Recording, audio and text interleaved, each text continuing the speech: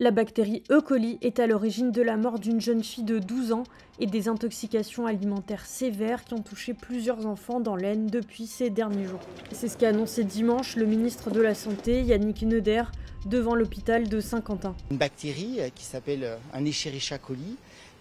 Donc il ne s'agit pas d'une épidémie, il ne s'agit pas d'un virus, c'est vraiment une bactérie qui provoque des diarrhées sanglantes. Donc il faut consulter si il y a ces symptômes.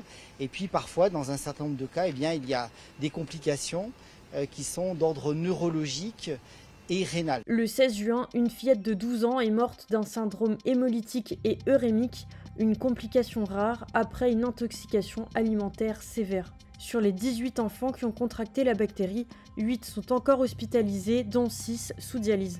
Le ministre de la Santé a assuré que les autres patients ont pu rentrer chez eux après réhydratation et identification de la bactérie. On conseille à tous les parents de pouvoir mettre leurs enfants aux écoles, que les repas en cantine seront livrés normalement. La cause de la contamination n'est pas connue avec certitude, mais il s'agit probablement d'une infection alimentaire sur de la viande à l'origine, a rappelé le ministre de la Santé. Plus de 30 enquêteurs ont été déployés pour remonter la chaîne de contamination.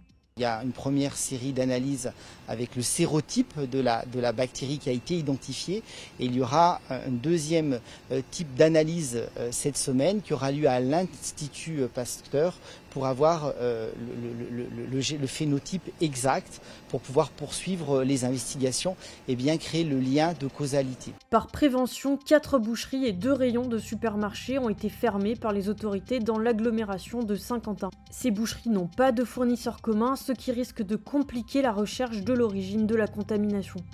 De nombreuses bactéries E. coli sont présentes dans le système digestif et l'aident à fonctionner, mais certaines souches peuvent provoquer des intoxications alimentaires graves, parfois mortelles. Généralement, elles sont provoquées par l'ingestion d'aliments crus ou mal cuits. Une enquête judiciaire a été ouverte jeudi dernier contre X, notamment des chefs d'homicide involontaire, blessures involontaires et mise en danger de la vie d'autrui.